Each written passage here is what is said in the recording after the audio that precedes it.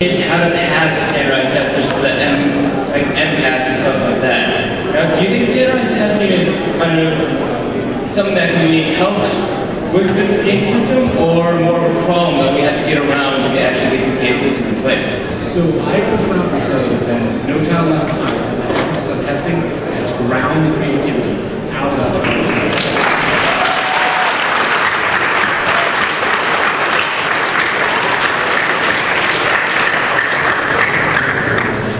All right, next question. Yeah, sorry, I feel like this.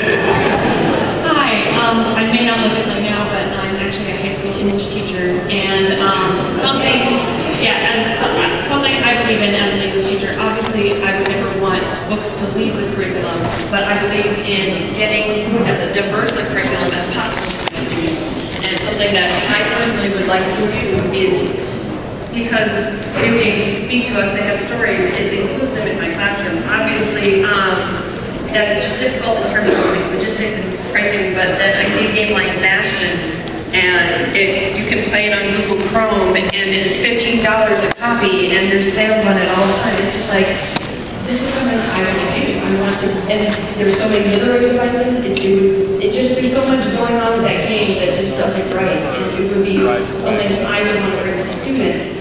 My question is, what context, like how long do I have to wait before I can bring that into my classroom teaching? Do it. Go for it. So as a first project, we're going to try with the ANSYS students. Once they learn the programming, we're going to have them take the history class and go to 3200 BC and find out what happened there, the invention of code, and make this game themselves.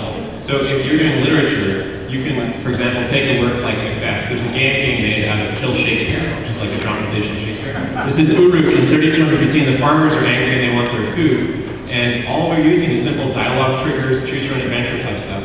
The priest kings don't know how to count it. And so the player says, what do you mean you don't know how to count it? They say, well, we have these pictures, but we don't know how to count it. And so you take a tablet and you say, let me see that. And you go up to the top of the granary and you count the grain, and you end up with a tablet that looks like this. So you invent math. So that's a history class, a math class, a writing class, and an art class, and a code class. I'm going to break in here, so depending on your school, and if you want some resources, come see me afterwards. I'm going to guess up to 3 years, depending on your district. Thank you. All right, next question. Well, I was an LA teacher too, so I was actually going to ask the same similar question. But also, I know a lot of the stuff that you're talking about is in the STEM form, and a lot of schools are either getting into that or like kind of pushing away the history and LA kind of aspect of like the STEM formula.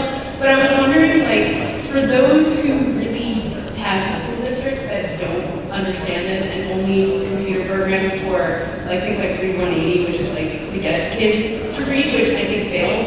I'm just curious, like, I don't know. I lost my train of thought. So, but not only computer video games, right? When I remember in grade school, for me, one of my teachers cracked out a board game. You read and you would answer some questions and get you on the board, right? So there are cheap, efficient ways that you can use to bring together classrooms and build walls, electronics, to be able to get. But do you have, like, I don't know, I know a lot of kids that I work with right now, they would much rather play video games than read a book.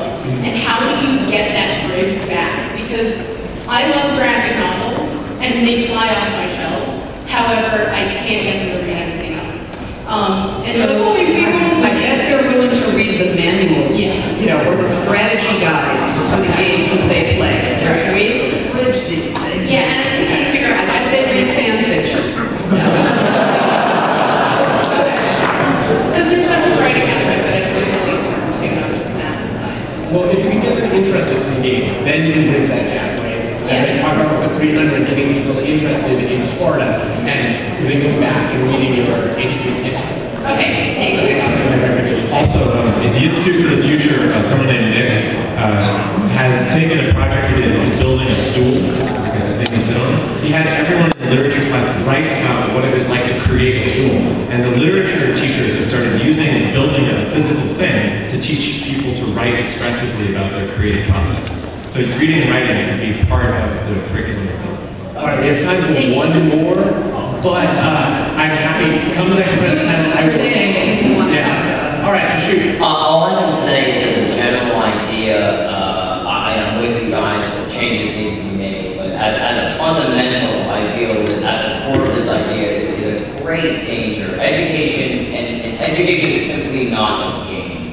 And it cannot translate in that way. And students need to learn to take interest in what they do rather than simply have interest. You know, it's a two-way street between educator and student when it comes to interest and interaction. And reliance on technology in the basis of education when students are young, I feel could also lead to simply reliance on technology as things move forward. I teach rhetoric at college, and let me tell you what, there's a lot of reverberation on, you know, high school's way of education, whether that's in the current system or not. The last thing I need, the last thing we need is to rely on something when the fundamentals are the most important thing. The fundamentals get lost in keeping people's attention. Then that's a problem. That is an inherent problem. I would argue that technology is our future, and I mean, you've got the rhetoric background. So as Plato says in the Public, he has a whole complaint about, man, the kids these days with their books, they're not going to be able to remember anything because these books. If they can't argue now, doing the research they're doing with the technology available now, then that should be a trigger that there is a problem. But that technology is going to be, I mean, that technology is going to be a necessary piece of their future, no matter what career they take. And so I feel like trying to avoid that education has its own needs. Not avoid it, but supplement. And that's what I'm fine with. As a supplement, that is okay. But as like a hook or a reliance, then you guys are heading down the wrong path. So one thing I would just like to end with, on a different note, is that teens are more active in social interactions relating to games, like posting on forums and talking to people in that way online all over the world, are civically and politically more active. That's a key foundational point.